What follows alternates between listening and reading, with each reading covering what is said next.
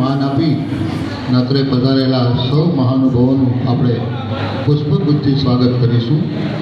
સૌ પ્રથમ હું વિનંતી કરીશ શ્રી B.K. ચાચક સાહેબને કે મદદનીશ સમાજ કલ્યાણ અધિકારી વિચરતી જાતિ, તેઓ બાલાભાઈ સાવડા પ્રદેશ કારોબારી સદસ્ય અને જૂનાગઢ મહાનગરના પ્રભારીનું પુષ્પગુચ્છથી સ્વાગત કરશે.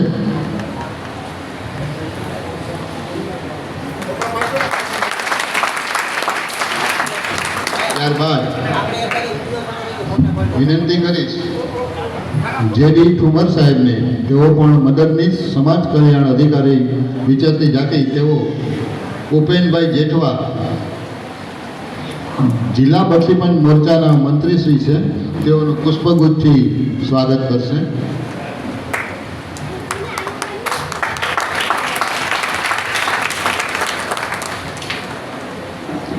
ત્યારબાદ વિનંતી કરીશ ફરી એકવાર ચાચક સાહેબને કે તેઓ નાનજીભાઈ ચાચકવડ પ્રમુખ શ્રી દેવી પૂજક સમાજનું પુષ્પ બુકેથી સ્વાગત કરશે.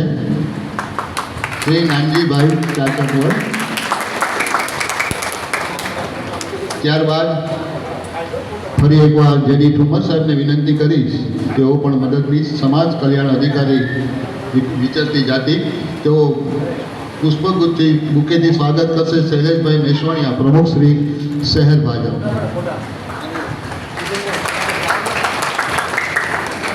ત્યારબાદ ચાચક સાહેબને ફરી એકવાર વિનંતી કરું કે તેઓ પુષ્પગુચ્છથી સ્વાગત કરશે. જયેશભાઈ પંડ્યા મહામંત્રી શ્રી શહેર ભાજપ, જયેશભાઈ પંડ્યાનું બુકેથી સ્વાગત કરશે. ત્યારબાદ ઠુમર સાહેબને વિનંતી કરીશ કે તેઓ પ્રતાપભાઈ બચુભાઈ સોરાસિયા પ્રમુખ શ્રી કોડીનાર દેવી પૂજક સમાજનું બુકેથી સ્વાગત કરશે.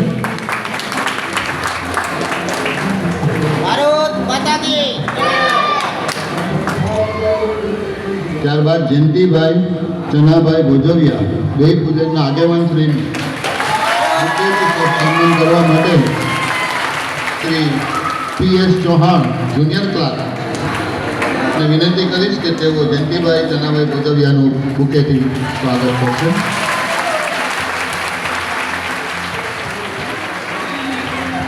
આપણા આમંત્રણને માન આપી અને આપણા માનનીય જિલ્લા કલેક્ટર શ્રી ઉપાધ્યાય સાહેબ પણ થોડીક ક્ષણોમાં આપણી વચ્ચે ઉપસ્થિત થનાર છે અને હમણાં થોડી વારમાં જ આપણી વચ્ચે પધારશે.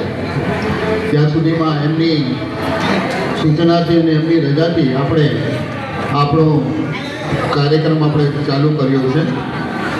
આજનો વિચાર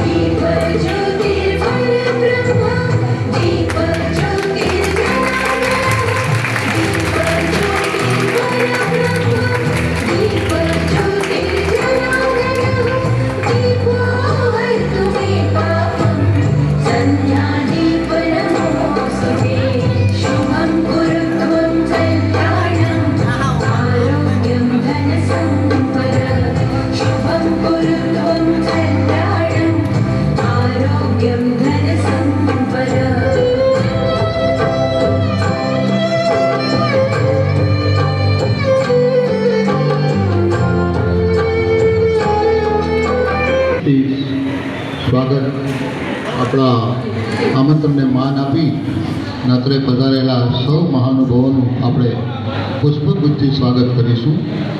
સૌ પ્રથમ હું વિનંતી કરીશ શ્રી B.K. ચાચક સાહેબને કે મદદનીશ સમાજ કલ્યાણ અધિકારી વિચરતી જાતિ તેઓ બાલાભાઈ સાવડા પ્રદેશ કારોબારી સદસ્ય અને જૂનાગઢ મહાનગરના પ્રભારીનું પુષ્પગુચ્છથી સ્વાગત કરશે.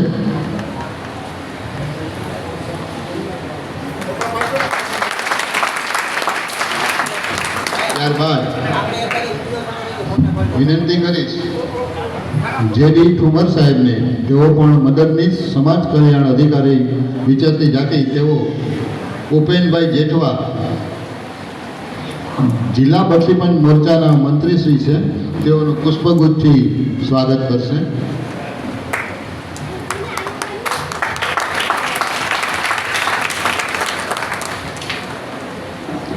ત્યારબાદ વિનંતી કરીશ ફરી એકવાર ચાચક સાહેબને કે તેઓ નાનજીભાઈ ચાચકવડ પ્રમુખ શ્રી દેવી પૂજક સમાજનું પુષ્પ બુકેથી સ્વાગત કરશે. શ્રી નાનજીભાઈ ચાચકવડ. ત્યારબાદ ફરી એકવાર જે.ડી. ઠુમર સાહેબને વિનંતી કરીશ તેઓ પણ મદદનીશ સમાજ કલ્યાણ અધિકારી વિચરતી જાતિ તેઓ પુષ્પગુચ્છી બુકેથી સ્વાગત કરશે. શૈલેષભાઈ મેશ્વાણીયા પ્રમુખ શ્રી શહેર ભાજપ.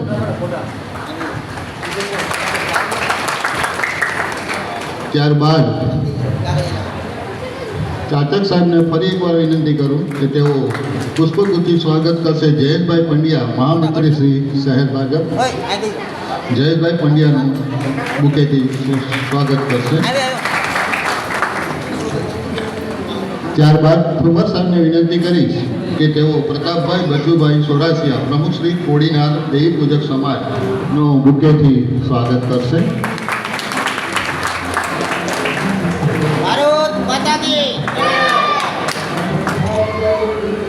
ત્યારબાદ જયંતિભાઈ ચનાભાઈ ભોજવિયા દેવી પૂજકના આગેવાન શ્રી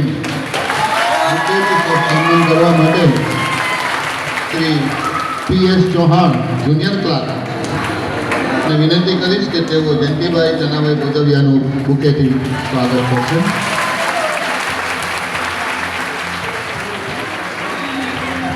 આપણા આમંત્રણને માન આપી અને આપણા માનનીય જિલ્લા કલેક્ટર શ્રી ઉપાધ્યાય સાહેબ પણ થોડીક ક્ષણોમાં આપણી વચ્ચે ઉપસ્થિત થનાર છે અને હમણાં થોડી વારમાં જ આપણી વચ્ચે પધારશે. ત્યાં સુધીમાં એમની સૂચનાથી અને એમની રજાથી આપણે આપણો કાર્યક્રમ આપણે ચાલુ કર્યો છે. આજનો વિચાર જય માતાજી. આજે આપણે બધા વિચરતી વિમુક્ત જાતિના એનટી સમાજના 40 જ્ઞાતિના લોકો એકઠા થઈ ને આપણે એક શિબિરના આયોજનની અંદર હાજરી આપી એનો ખૂબ ખૂબ આભાર કે જે સરકાર દ્વારા આપણા સમાજની વિચરતી વિમુક્ત જાતિનું જો ધ્યાને દોરતી હોય તો આપણા સમાજને પણ એક આની અંદર ટાઈમ કાઢવો જોઈએ, હાજરી આપવી જોઈએ ને સમાજને એક સારા રસ્તે જાય એના માટે થઈને અમે લોકો પ્રયત્ન કરી રહ્યા છીએ. તો બધાએ આપણે સમાજે એક થઈ ને સમાજના લાભો લઈ શકીએ એના માટે અમે પ્રયત્ન કરી રહ્યા. તો સમાજને પણ એક વિચારવું જોઈએ કે આ લોકો આપણા માટે જે કરી રહ્યા છે તો બધાએ સાથ સહકાર આપવો જોઈએ. ધીરજભાઈએ જે વાત કરી કે આપણા પ્રશ્ન જે છે એ રજૂઆત કરવાના હતા કલેક્ટર સાહેબને, પણ હવે એ બધા થઈ જાય કેમ કે કોઈ કારણોસર સાહેબ પૂરી હાજરી આપી નથી ગયા તો એના માટે થઈને અમુક લોકો નારાજ થઈ જાય. કંઈ નારાજ થવાની જરૂર નથી કે જે આપણા પ્રશ્ન છે એ અમને રજૂઆત કરશો તો અમે આગળ એક સરકારી કર્મચારીઓને રજૂઆત કરશું ને આપણા જે સમાજની જે વેદના છે એ સમાજ સાથે રહે તો તારે. તો ઘણીવાર આપણે અશિક્ષિત છે એનો અભાવ આજે આ મીટિંગમાં જોવા મળ્યો કે સમાજને તાત્કાલિક ભેગું કરી કે આપણને આવી ગયા તો મળી જવું. એવું નથી. આ સમાજની અંદર આપણે જવાથી એક મિટિંગમાં ગયા તો આપણે જે આ પ્રશ્ન છે એ મળી નથી જવાના. એટલા માટે તેને હું સમાજને પણ ટકોર કરું છું કે ભાઈ આ એક સરકારી યોજના છે ને એની અંદર બધા લાભ લેવા માટે સમય કાઢવો પડે અને હાજરી આપવી પડે. જય માતાજી, જય રખા દાદા.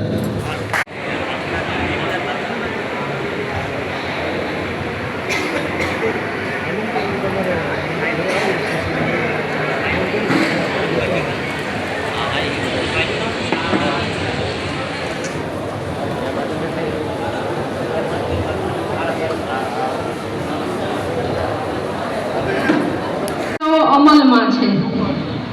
જે યોજનાઓ અન્વયે ખૂબ જ ઓછા વ્યાજના દરે સીધું ધિરાણ આપવાની યોજના છે, જેમાં મુદતી ધિરાણ યોજના, ન્યૂ સ્વર્ણિમ યોજના, મહિલા સમૃદ્ધિ યોજના અને માઇક્રો ફાઇનાન્સ યોજના જેવી યોજનાઓ અમલમાં છે, જે અન્વયે સમાજના લોકો ખૂબ જ ઓછા વ્યાજના દરે ધિરાણ લઈ પોતાનો વ્યવસાય કરી શકે છે.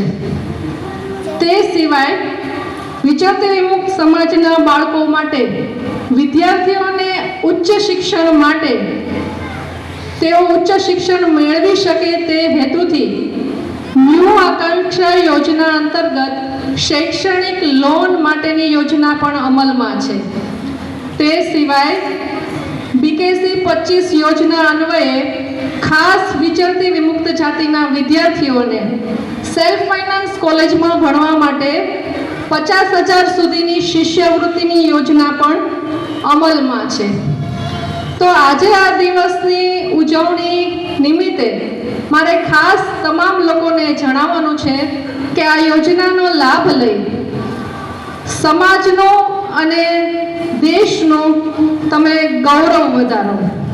સમાજ કલ્યાણ વિકસતી જાતિ હસ્તકની પણ બીજી જે યોજનાઓ છે, જેવી કે શિષ્યવૃત્તિ, કુંવરબાઈનું મામેરું, પંડિત દીનદયાળ આવાસ યોજના, તે તમામ યોજનાઓનો લાભ લઈ આપ તમારો વિકાસ કરી શકો છો. આ તમામ યોજનાની વિગતવાર માહિતી માટે અત્રેથી આપને પેમ્પલેટ વિતરણ કરવામાં આવશે, જેમાં તમામ યોજનાઓની વિગતવાર માહિતી આપેલી છે. ખાસ મારે આજે બીજું અહીંયા ઉપસ્થિત સમાજની મહિલાઓ જે ઉપસ્થિત છે એમને મારી ખાસ વિનંતી છે કે તેઓ આ યોજનાનો લાભ લઈ નાના મોટા ગૃહ ઉદ્યોગ જેવા ધંધાઓ વિકસાવી અને આર્થિક રીતે પગભર બને. એટલે ખાસ વિદ્યાર્થી, બાળકો અને મહિલાઓ આ યોજનાનો વધુમાં વધુ લાભ લઈ અને આર્થિક પગભર બને અને ઉચ્ચ શિક્ષણ મેળવે તેવો સમાજ કલ્યાણ વિકસતી જાતિની કચેરી તથા સરકારનો હેતુ છે. જય હિન્દ.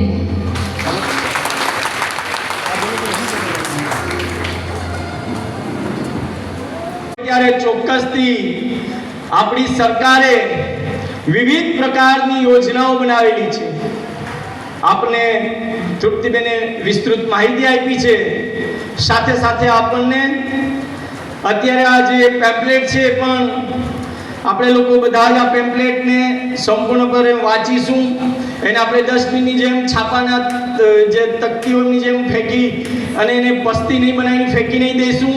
એને સાચવીને રાખીશું. અને જે આપણે કદાચ અહીંયા વડીલો અને માતાઓ કદાચ ભણેલા નહીં હોય, વાંચતા નહીં આવડતું હોય, તો આ લોકો આપણા બાળકોની પાસે વચાવરાવી એની અંદર જે કોઈ માહિતી છે આ માહિતીનો સંપૂર્ણ ઉપયોગ આપણે કરી શકીએ એના માટેની આપણે કોશિશ કરીશું. તો જ આજે આ મુક્તિ દિવસની આ શિબિર સફળ ગણાશે એવું મારું માનવું છે. આપણે વિચરતી મુક્ત જાતિ એટલે વિવિધ ક્ષેત્રોમાં થોડા સમય પર સ્થળાંતર થઈએ, ફરીવાર ત્યાંથી અલગ જગ્યા પર જઈએ. એવી અલગ જાતિઓ આપણે લોકો ક્યાંક ને ક્યાંક નાની મોટી મજૂરીઓ કરી અને નાનું કરીને આપણે કમાતી પ્રજા છીએ.